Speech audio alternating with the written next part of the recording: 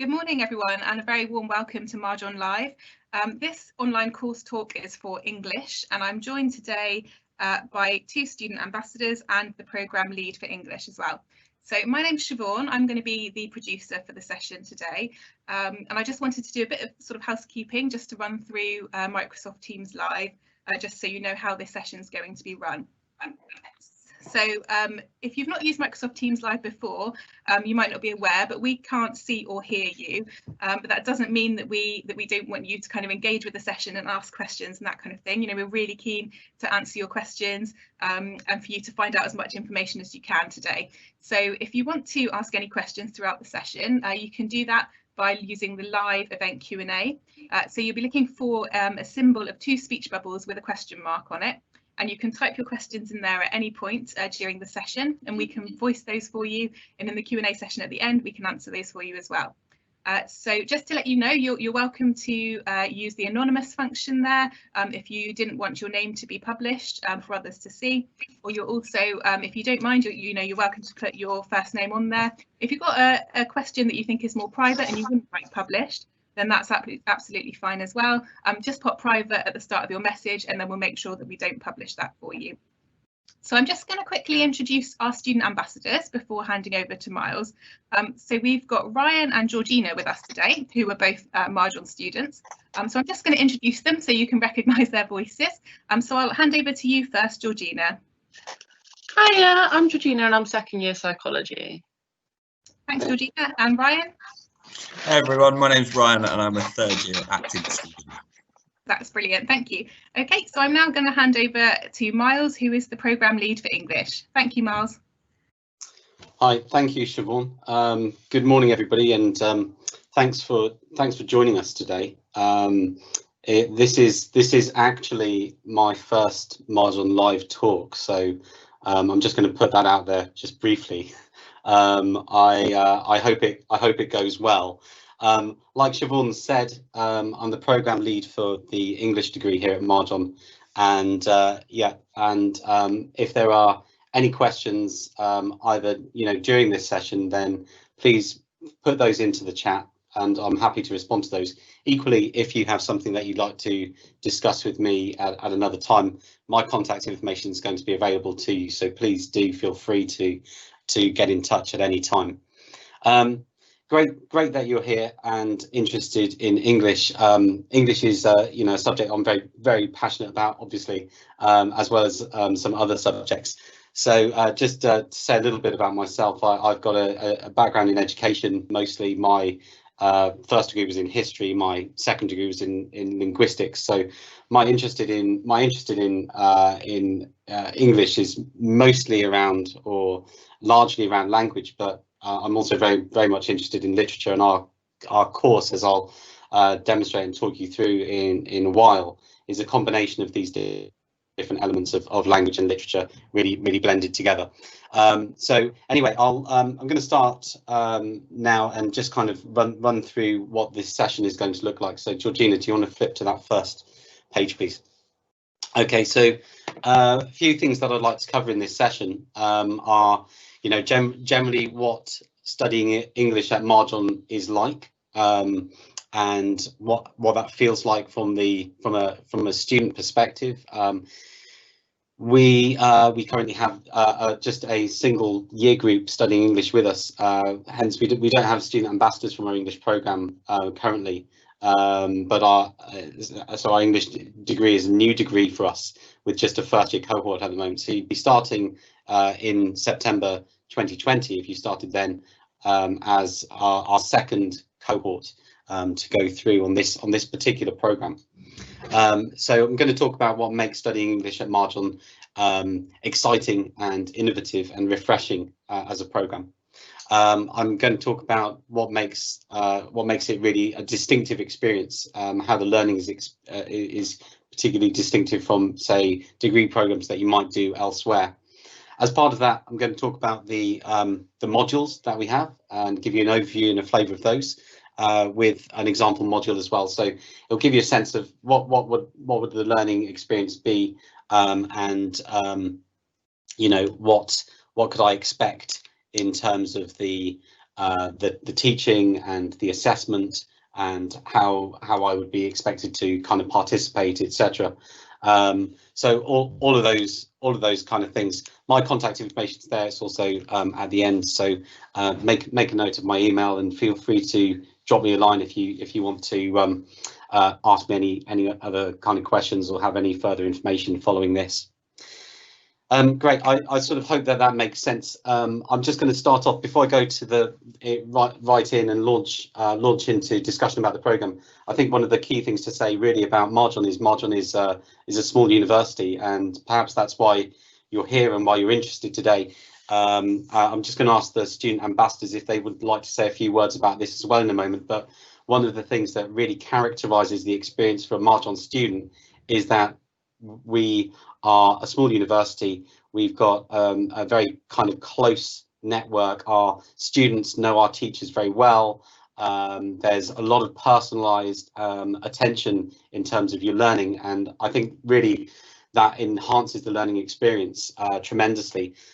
Students come to us from all walks of life, and certainly our English programme is one where we cater to a wide variety of types of student, so we have some more mature students, we also have school leavers, so it's a real range of people, and we welcome with open arms that kind of range, because we feel that really adds something to the wider student body, and obviously to your learning as well, if you get that experience of interacting with a wide and diverse range of people. At the moment, our current first year group in English is 7 students. This is kind of typical for a new programme when a programme begins, and we're aiming to kind of grow that obviously over the next sort of 5 to 10 years into a really sort of fantastic and robust group of individuals coming through each year. So I just thought I'd pass over to the student ambassadors. Maybe Ryan, you could kick us off first. Ryan's in his 3rd year. And I wondered if it might just be good for you to just outline in a few words what makes the Marjon experience kind of unique for you. Yeah, I think for me, the sort of nice, small kind of community feel. Everyone knows everyone, and then that also goes into the teaching as well. Like the class sizes that I've always had have been so nice, and it just feels a little bit more personal. Just the style of Marjon, yeah. Great, thank you. And Georgina, did you want to just add anything there? I think with being the small class sizes, is that no matter what you've got to do in your lectures, you all know each other, so it's all a lot more comfortable, and it is just a really nice environment to be in. And when you need help from your lecturers, it's really easy to meet up with them, and you can meet them as much as you want. Great, thank you both. I'm sure if you've got any further questions about the university experience generally or broadly, then please put them into the chat, and we'll try to make sure there's time to kind of cover those later on. Apologies if you hear any noises on my screen. I've got multiple things happening in front of me, and I've also got 2 kids who I'm hoping are going to be very quietly engaged in their home learning, but I can't make any promises. Georgina, do you want to go to the next slide? I think one of the things I wanted to kind of say from the outset about the English programme, and I hope this kind of aligns with your own particular feelings about English and language, is that to really kind of get to grips with this subject, you absolutely have to have a love of reading. Now, that could be, reading very kind of classical 19th century fiction. It could be reading very modern, up-to-date prose, or it could be reading a more diverse range. You might be interested in history, or might be interested in I don't know, let's say current affairs, etc. But you must have that love of reading and a willingness and an open mind about the kind of things that you are going to engage with in your reading as well, because our programme celebrates English language and English literature, and in order to do so we have to kind of travel a little bit through time and space to find and capture those texts that are very distinctive and very important in the history of our in the history of humankind and our development and love of literature and language. So reading is absolutely paramount. Can we go on to the next slide, please, Georgina? It's quite a long quote by Carl Sagan, famous kind of astronomer, from his book Cosmos, and I've just kind of got in there quickly and hijacked this this quote. But actually, one of the things that Carl Sagan talks about is the power of books as working a kind of magic on people, and actually books are quite exceptional things in that they enable you to see into the mind of other people, and you can travel across time and space essentially into different periods and really find out and discover about, you know, human existence, human life. And I just wanted to share this quote with you from Carl Sagan. What an astonishing thing a book is. It's a flat object made from a tree with flexible parts on which are imprinted lots of funny dark squiggles. But one glance at it and you're inside the mind of another person, maybe somebody dead for thousands of years. Across the millennia, an author is speaking clearly and silently inside your head, directly to you. Writing is perhaps the greatest of human inventions, binding together people who never knew each other, citizens of distant epochs. Books break the shackles of time. A book is proof that humans are capable of working magic. I think there's something that's always struck a chord with me about this particular quote from Carl Sagan, and I hope that resonates with you. It's certainly something that we try to bring out in our program, in terms of how the program was designed or conceived, so that we are not in a very kind of linear structure in our learning. We look across time and periods to find the most interesting and relevant text that we can. So yeah, I kind of wanted to start with those things. So just thinking about reading, the value that reading has for us. So let me talk to you about studying English at Marjon. So like I said earlier on, this degree is a totally new degree. It's new by design. It was developed across last year with colleagues within the university and a wider consultation process, and it's a totally new degree. The degree sits within the School of Arts and Humanities, which is one of Marjon's four schools. So we have specialism, as you may be aware, in some other areas. So we have specialism in teacher education. So we have Marjon Teacher Education Partnership. We also have the Institute of Education, and we have the School of Sport, Health and Wellbeing. And our School of Arts and Humanities that makes up that fourth school. This is a growing department, and it's received a lot of support in recent years from our Vice Chancellor Rob, and is really being well led by the director of the school, Sarah McAdam.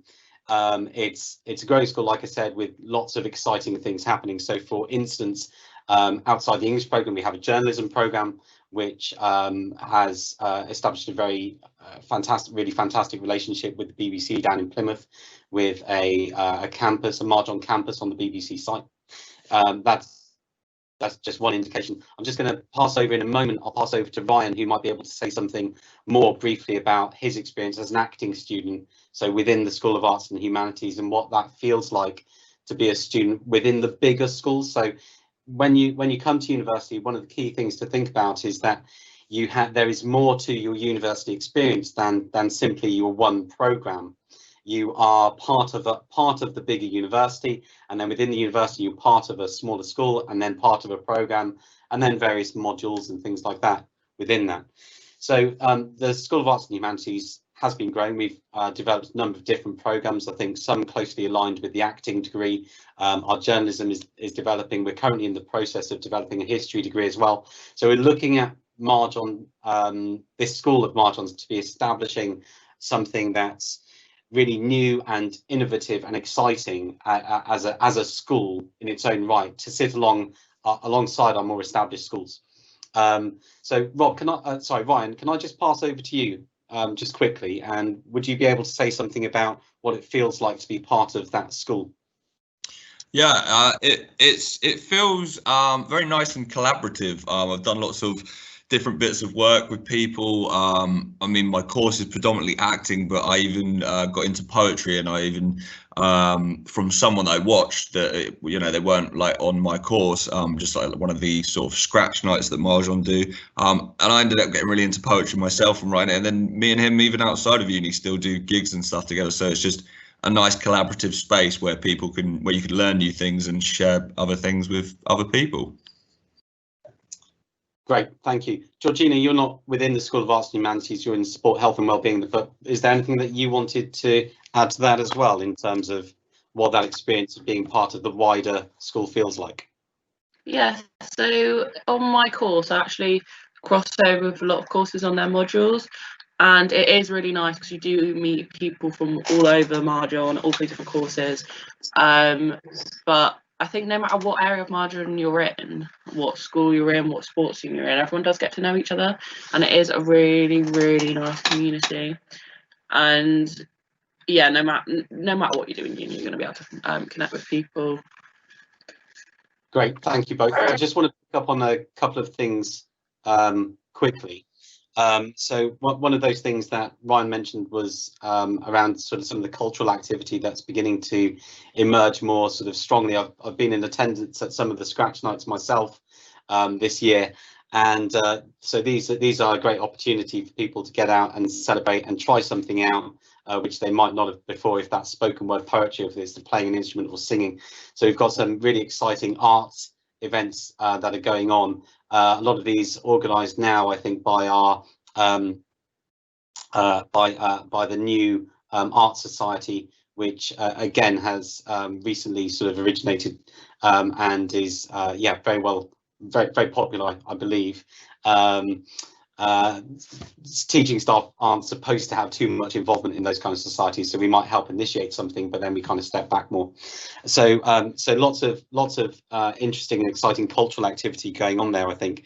And also Georgina's picked up on the fact that you might have opportunities to mix with students from different programs, and that might be embedded within some modules where the modules are shared between students from different programs. That is a case within English. So by the time you would come round to studying with us into the second year, you would be mostly in the first year you have modules as a single cohort, but within the second year you'd have combined modules with journalism students, with our language and communication students, and also with our history students as well. So there's real opportunity to reach out and kind of grow your network and meet new people. Grow your network, that sounds so horribly business-like, doesn't it? I apologise. Make really good friends with people from other programmes. That's what you want to hear. That's what it's about. Yeah, just a few more points here about studying English at Mahjong. So like I said before, this is a curriculum that engages both with literature and with language. So it's not specifically literature or language. That it reaches into both areas, predominantly and more strongly into literature. But one of the aspects that we really want to do on the programme is celebrate people's own interests. So if your particular interest is more focused on language, then there's no reason why you couldn't take a particular steer in that direction. We're very flexible and open-minded in terms of how we assess and how we seek to meet learning outcomes. I've kind of touched on this already, but Mahjong does really have a very unique sort of learning environment, and is geared up really well to offer you great support in a very personalized way. We have a PDT system, which is personal development tutor system, which enables you to have a tutor who is there to support you throughout your 3 years with us, offering you both pastoral and academic support. So it's really fantastic. Plus, as I mentioned before, generally speaking, quite small cohort class sizes. so yeah, this is again part of the English degree is very much in alignment with what we do across the university in this sense, and yeah, really capitalizes on that unique environment. The program offers trips and visits as part of the teaching and learning experience. A couple of those were unfortunately cut short due to reasons that I'm sure you're aware of this year, as they were for the acting group, I believe. Actors tried to do something very innovative instead. I will return perhaps to this question later of what are things going to look like if, you know, the situation with COVID-19 continues as it currently is. Yeah, so but trips and visits are kind of embedded within the program. We'd hope to get you to theatres, to see live performances, to visit literary festivals, etc. So this is all kind of factored into our kind of budget and planning. So the options down the line. So studying English at Marjon really kind of equips you with a great foundation in terms of English, and your written and oral communication skills will be kind of second to none by the end of the program. We give you opportunities through the program to apply your learning in sort of, you know, appropriate kind of context, so that you're able to use those assessments as a springboard into other types of learning, whether that's kind of developing your digital skills or wider communication skills or interfacing with the public in some way. So we give you lots of those opportunities. Teaching team is quite diverse. So we have people from a kind of language linguistics background. We have people from literature background, people who have extensive experience working in secondary education as well, which is a really kind of good step up in terms of their knowledge of where students potentially have come from in their learning, in terms of curriculum, etc., and the style and teaching that they may be familiar with. And so one of my colleagues, for example, Claire, who leads on a lot of our modules, has a wealth of experience in secondary school English teaching, and yeah, is currently undertaking her own PhD. So our teaching team is diverse, and you know, very keen to sort of develop themselves as well. I was just going to yeah, go on to the next slide in a moment, but I just wondered if Siobhan, if there were any questions at this point that you felt that were worth answering. Hi Miles, I've had one private question that's come in around a reading list. Is there a reading list for the first year? Okay, yeah, thanks. So there are a number of reading lists attached to our different modules. So in the first year, you would take six modules. Each of those modules contains a reading list, and so I think probably the best thing to do here, Siobhan, is if we can facilitate a link out to anybody who's with us today to the definitive documentation, and then I can send you that information through, Siobhan, so that we can indicate how to get onto those different modules. Students can actually have a look at what the first year experience would look like, and then find all of those reading lists that are attached to modules as well. Would that be okay? Yeah, that's absolutely fine, Miles. Yeah, if you're attending today, we do obviously you've booked on, so we've got your contact details. So if you're happy for us to send that out after this session, then yeah, Miles, we'll be able to do that. Yeah, great, thank you. Okay, Georgina, could we go on to the next slide, please? Great, thank you. Okay, so English at Marjon, what makes it different? What makes it distinct? You know, I'm sure that, like anybody in their right mind, you're looking around at different programs and thinking, what's going to make this one stand out for me? Why would I want to study English here? We strongly and firmly believe that English as a subject should be something that's both progressive and broad. So broad in the sense of trying to capture a diverse range of literary types and language experiences, etc. So not kind of narrowly looking at the classical kind of canon of literature, which sometimes can be a little bit stifling, can be a little bit of a barrier in terms of interest. So within our program, you're just as likely to look at, say, queer theory as you are to look at Shakespeare. You know, so we do have a program that is progressive, that is open-minded, and you know, I think really enables you to experience all types of literature, including in a way that is kind of guided by your own interests. So one of the things I mentioned before, alluded to earlier, is this idea of kind of co-constructing the curriculum. And this is something we're really keen to do in this program. So as you no doubt you would bring to the program your own tastes and interests to start off with. As you progress through the program, those will emerge in ways that are different from your peers, but we would still like you to bring those into your studies. And I think there's something really important there about making the learning experience both relevant and meaningful to you, so that you're kind of interested, you're able to relate the learning, that the talk content to your own experience and to your own interest, and that's going to foster a deeper sort of sense of learning as you build those connections between types of text and author, genre and historical theory, English theory, etc. So diverse, broad and progressive program. The program has some key threads running through, and I'll point these out in a minute. We're going to quickly sort of overview the modules in year 1, 2 and 3, and I'll be able to give you an example of how these how the modules link together and build sort of sequentially year on year, so that your knowledge and understanding grows across those 3 years in a way that's really relatable and sort of sequential, as I say.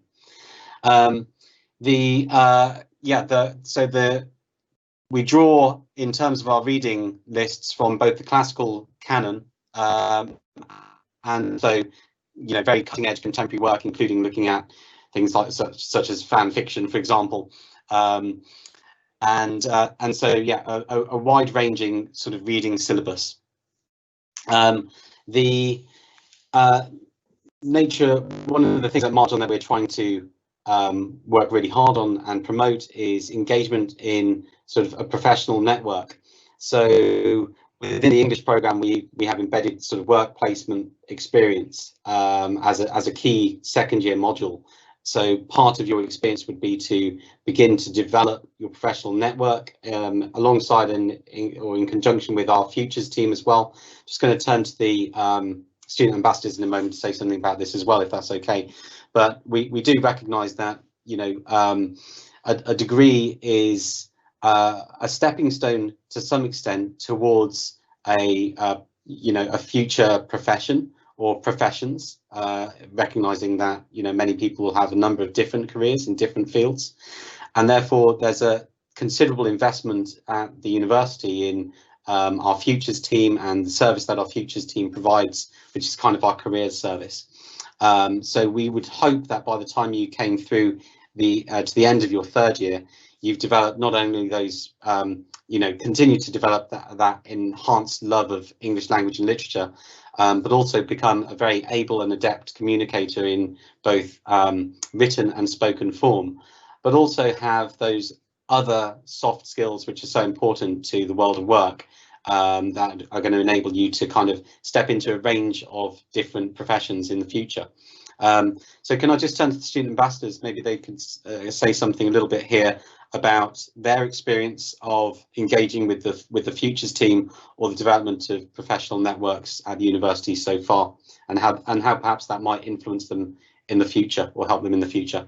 Ryan, do you want to go first? You're in third year, so maybe it's more relevant to you right now.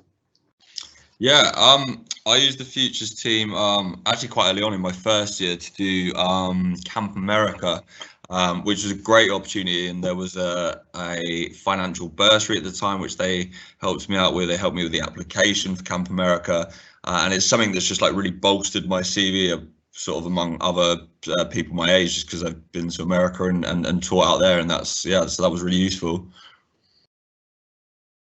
Great, thank you. Georgina, did you want to add anything to that? Yes, so futures has helped me a lot with my CV.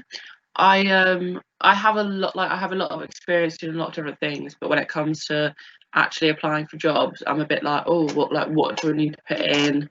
what would show me the best light for this job. So I've gone to Futures, and they've actually really helped me make a CV specifically for a certain job. And I will definitely carry on using them for that kind of thing, but they are just brilliant with CVs. Great, thank you very much both. Just to summarise those points then briefly about what makes English distinctive. So we have a very broad and diverse and progressive curriculum. The curriculum builds year on year in terms of your learning. So I think you'll really notice as you progress into second and third year, that learning in year 1 or in year 2 is really relevant, and we'll be able to hark back to things kind of specifically and to really support you and kind of establish those links. That reading syllabus will really bring the subject to life. And whilst all that great learning hopefully is going on, we are also working really hard to enhance both kind of explicitly through some of the work that the Futures team do, but also implicitly in the sense that some of the tasks and activities that you'd be engaging in your learning experience and through your assessment will really meaningfully contribute to your sort of professional development. So all of those things hopefully would help to make that a really distinctive learning journey and experience for you. I'm going to turn to the modules. So I have the year 1 and year 2 modules on the next slide, and Georgina is going to, brilliant, thank you, Georgina.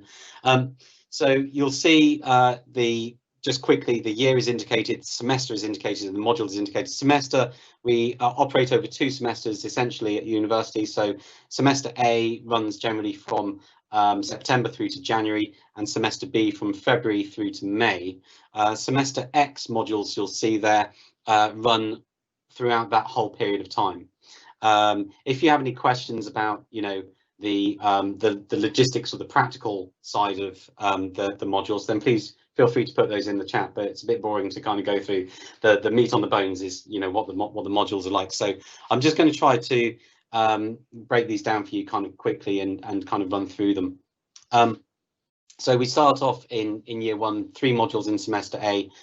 University Life and Learning, the Theory of English and Exploring the Past. University Life and Learning is a kind of a critical module to kind of get you excited about university learning and also settled and supported with your learning. It can be a very big step up coming from a school background into university in terms of the expectation as you progress to a different level of study. But also for some of you, you may have a non-traditional background, and therefore you might have not been in a school or academic environment for some time, and therefore this module really kind of equips you with those skills that you're going to need to be able to successfully, undertake reading, note-taking, essay writing, all of those kind of things. So it might sound a little bit dull. I promise you it's not. I'm involved in teaching this, and I promise to make it very exciting. But this is a foundational kind of module, so it really kind of equips you with what you need to know. And all of that learning takes place, or all of the learning that takes place within that module is linked to aspects of language or aspects of literature, and therefore we really try to contextualize it, so it's not dry, it's all kind of made meaningful to you, and again enables you to bring in things that are of interest to you as well.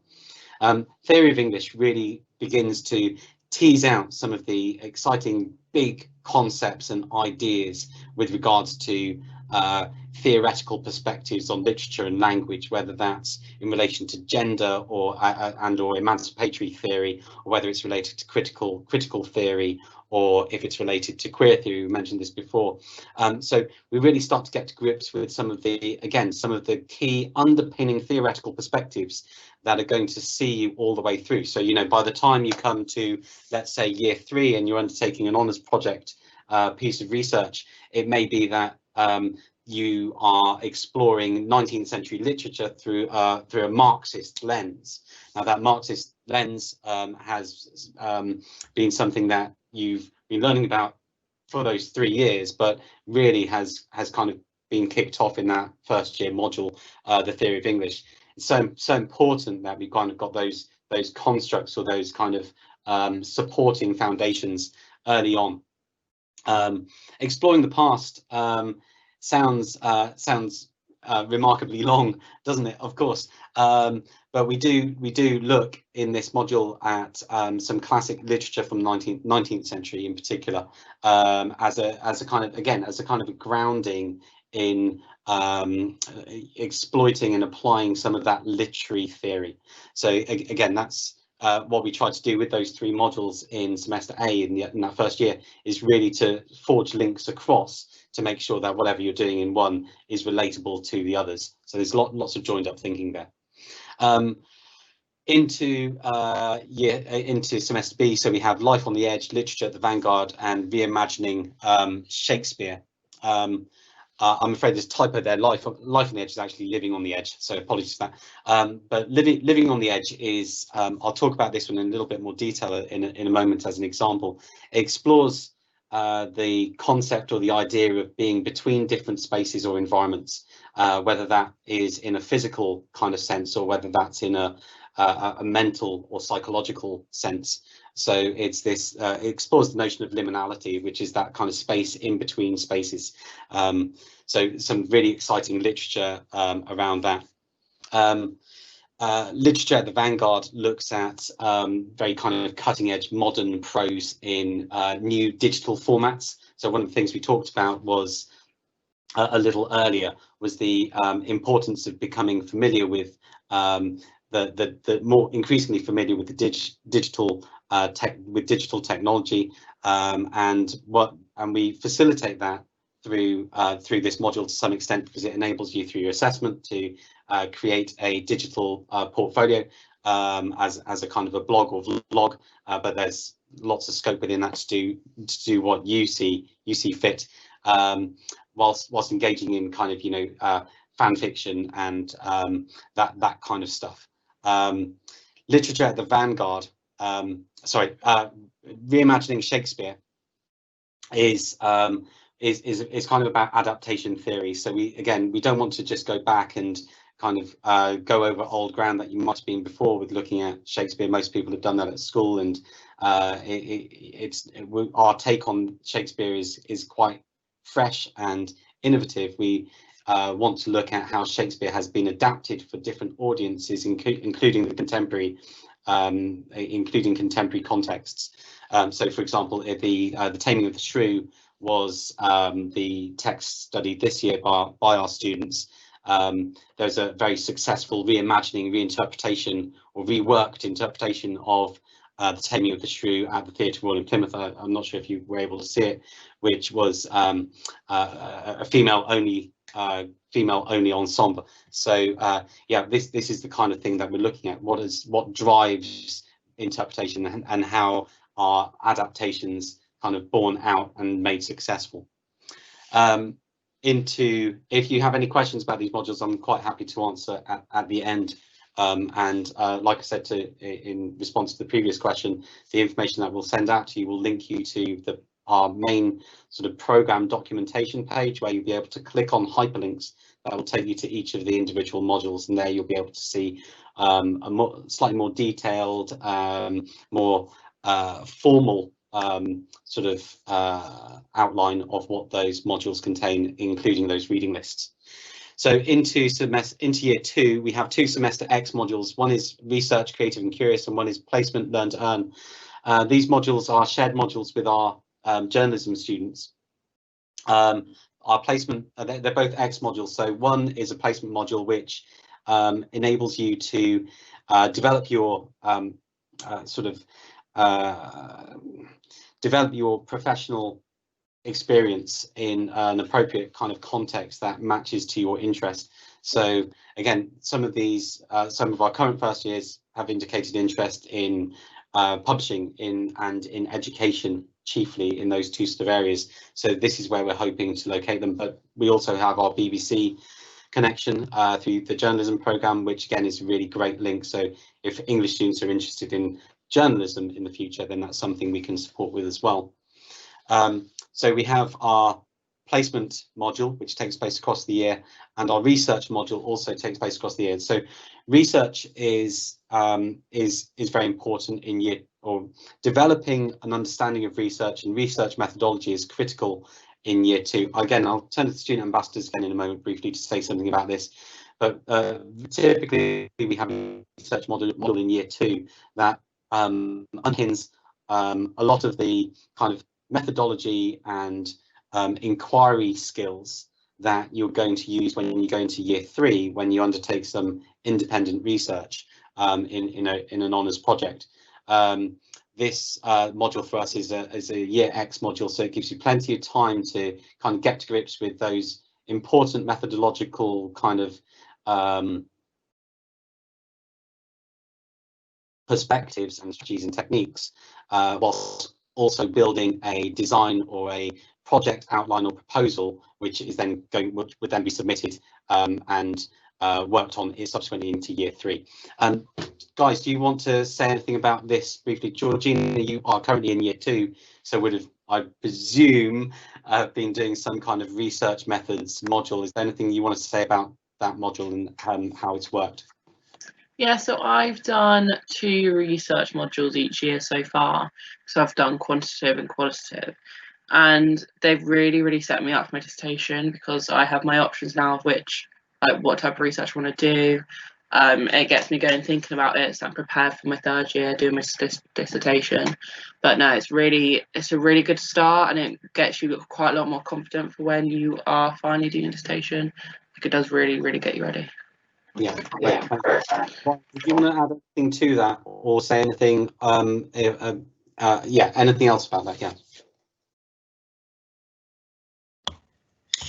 Yeah, so I sort of had a similar thing where it's sort of like a specialism module where it's almost like a mini dissertation at the end of 2nd year, and you can just dive into anything on my course. You could just pick a subject and just go really deep into that. And for me, the subject that I picked for that ended up being my dissertation. So yeah, it was a good little practice.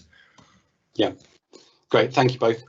One of the things I mentioned earlier is how we aim to build on learning progressively through the programme, and this is maybe just a good point to draw that out. So if we consider the research module in year 2, where you develop some of those research skills that you're going to use in the 3rd year in your research project, that builds on the theory of English module from year 1, and also our university life and learning. So it builds on those 2 modules. So we try to make sure that that learning is sequential and builds progressively.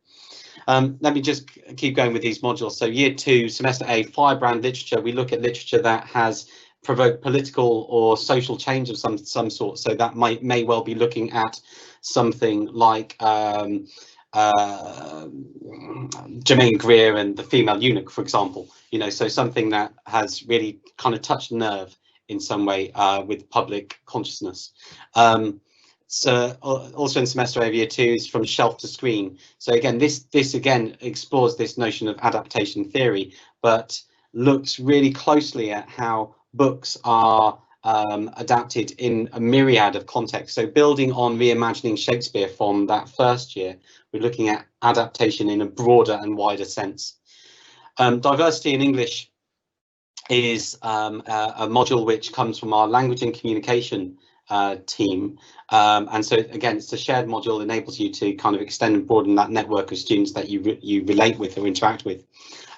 This is led by a guy called Steve Disney, who's absolutely fantastic. He's brilliant, incredibly knowledgeable about the history and nature of the English language. Diversity in English looks at the way in which English has developed and been used by different people around the world, from say pidgins and creoles in the Caribbean up to the English of the Thames Estuary and Tony Blair, for example. So it takes in a real broad sweep in terms of how English is used. The landscape of identity focuses in on quite personally, in a way, focuses in on what makes you you and the literature that makes us as people who we are, with a real focus to looking at young adult and childhood literature.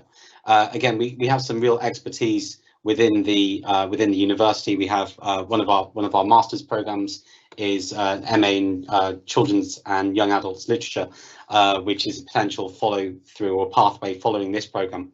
So yeah, a great opportunity to bring in those particular interests of yours that you may have had or may still have. I know I do, into children's or young adults literature.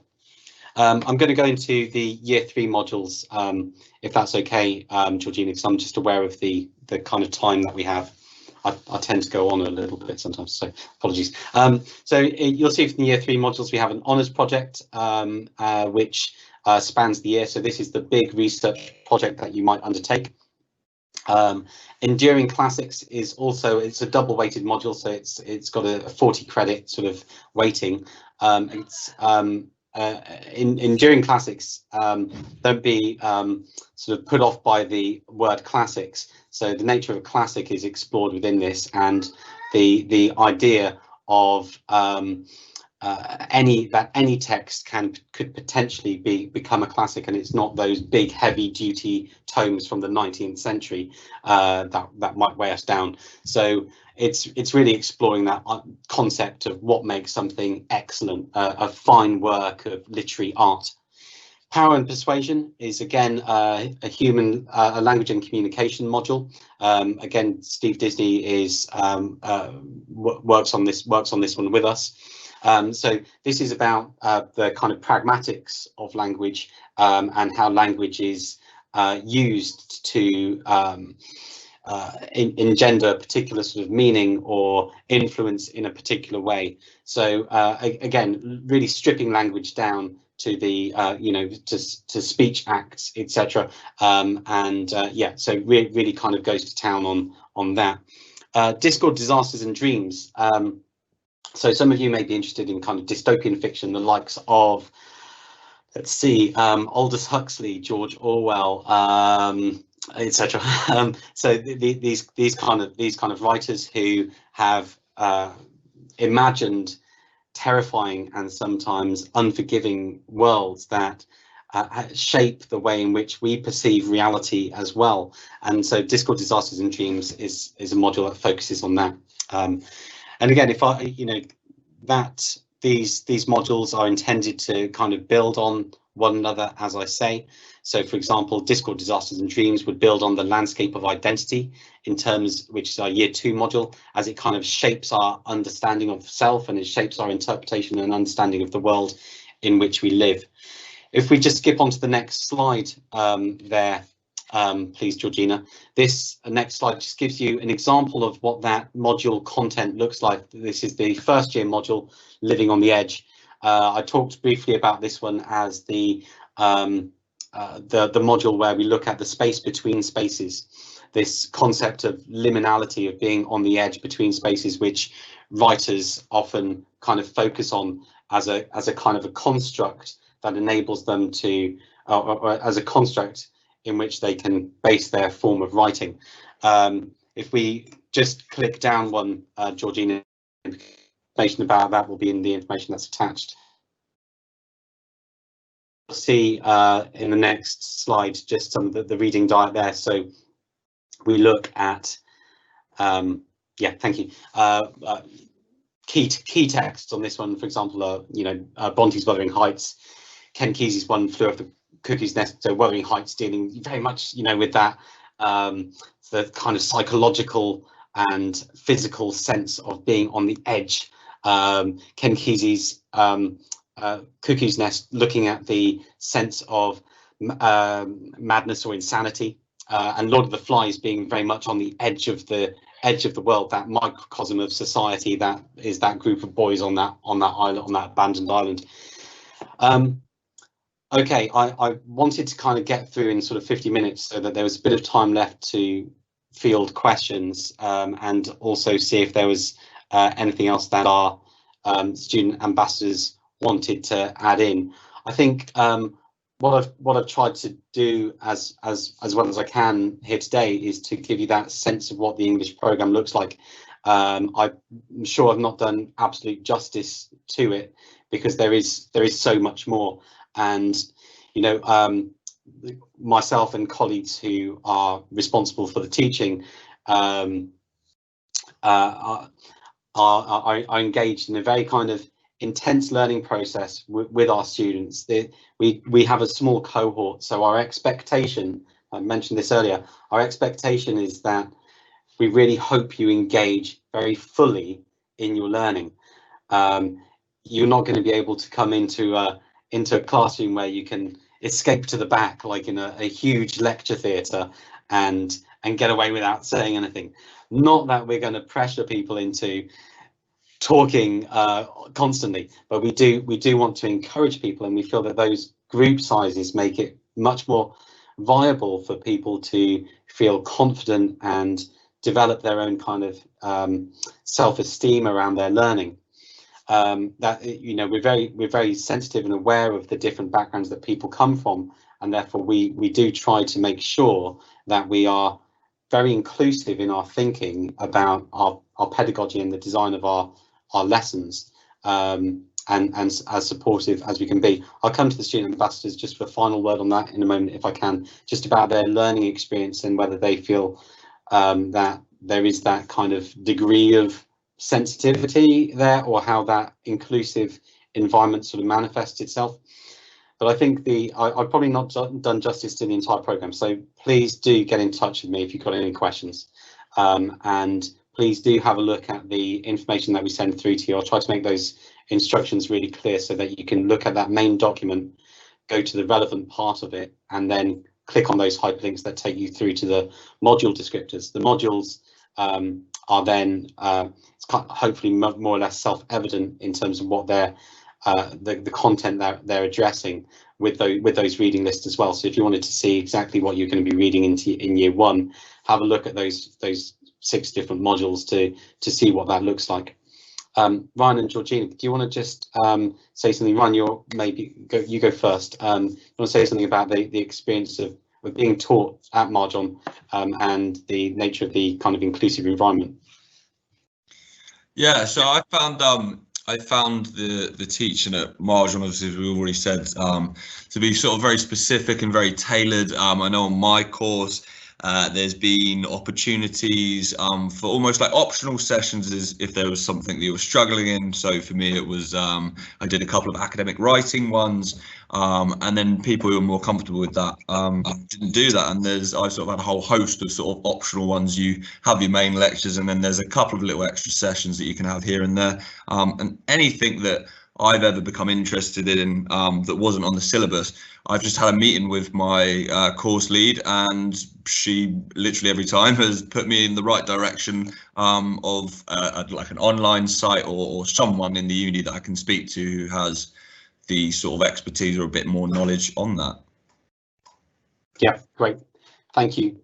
Thank you. Georgina, did you want to add anything in there? Yeah, so on my course, we actually we'll be given an assessment that we're to do, an essay, and they'll say, here's the question, write it about what topic you want to write about. So we have a lot of chances to actually focus on what we want to do. And we've got what's called independent study. So it's time for you, it's time they've made for you to go and for you to do your uni work, but it's also time for them, for the lecturers to be there for you, and you can just drop in, go and see them when you need to, ask them any questions. Either that or they're amazing at just sorting out meeting times. So yeah. Brilliant. Thank you very much. Gina, can you just flick to the next slide quickly? So like I said earlier, please get in touch with me. This is my email address once more. It's coming, there it is. And last thing from me potentially is that just to indicate some other talks, and then I'm just going to pass back to Siobhan. I hope this has been useful. Thanks very much. So if we just go to the next slide quickly, please, Georgina, so people can see what else there is. Other talks that you may be interested, yeah, please book online. That's brilliant. Thanks, Miles. We did have another question that's come in under the kind of private one that was just kind of very linked, I think, to what you've just been saying. It was just around how much time is spent kind of on campus. So what is the kind of amount of time in a typical week spent during lectures? And then I guess what's the expectation for independent study? Great. Yeah, really important question. Thank you, whoever has asked that one. So typically the taught content across a week is somewhere in the region of 8 to 10 hours of taught content time. That would be split typically again between 3 modules. Okay, so what you can anticipate on the English program in semester A, for example, would be 2 modules of 3 hours, 1 module of 2 hours, probably in that first semester. It may also be that the 2-hour module has an additional hour attached to it for one-to-one tuition time as well, PDT time. So that's kind of the typical number of taught hours. What we hope and sort of expect from students is that the ratio of taught time to independent study time is roughly 1 hour to 3 hours, or 1 hour to 4 hours, something in that range. I think there are kind of like peaks and troughs with that, honestly, with students. So I think there are times when they engage much more and are much busier, very often around assessment points. But like I said earlier, with your English degree, reading is absolutely integral, and so you can't really take part in an English degree unless you are committing that dedicated time day in, day out to reading through those kind of core texts, and also wider reading supplementary texts. It's really, you know, that's really at the heart of this degree, in a way perhaps that it isn't at the heart of other degrees quite so much. Yeah, you'd expect people to be doing a lot of independent study, but don't forget, like Ryan just mentioned, I think as well, there are various ways of there are other ways of getting additional support with your learning. So through our AIM sessions, for example, which are focused study skills sessions run through the university, you can develop your digital competence through the university as well. So through digital lessons, and there are various tiers to the of certification that you can gain through that process as well. So if you go to university and you are going to spend a lot of money, make the best use of every facility that you possibly can. You know, there is so much there beyond just the scope of your one program that you can do, and you can come away with so much more learning. So it's really worth investing that time really fully. That's brilliant, thank you, Miles. So I hope that answered the question for you. We don't have any more questions on the chat now. So is there anything else, Miles, that you would like to add before we say goodbye? No, but just good luck with your applications wherever you're going, whatever you're doing. And if you do come to Marjon, please come and let me know that it was this video that got you there. Sorry, no. But please do get in touch at some point. It'd be great to hear from you if you've got any more questions. That's brilliant. Thanks, Miles. So thank you for that. It's really interesting and engaging session. So hopefully everybody enjoyed it. Thank you to everybody for attending. And also thank you to Georgina and Ryan. So it's been really good to hear of your experiences at Marjon, kind of student life and life on campus in general, and kind of what you've been up to. So that's been really good. So yeah, so obviously on the slide there, we have got some other talks that you might be interested in. So I would really encourage you to sign up to those. Whether it's kind of a guided campus tour, or you kind of got a specific question, maybe around finance, and you want to go to the Money Matters sessions. They're all interactive sessions like this, so any questions as well that you'd like to have answered, you're welcome to ask them there, and you're also welcome to contact us. So obviously Miles has given his email address there, and you can also, with more general questions, you're welcome to contact us on visitus.marjon.ac.uk, and then we can definitely kind of forward your questions onto the right person and get those answered for you. So thank you for attending today, and we hope to kind of speak to you again soon.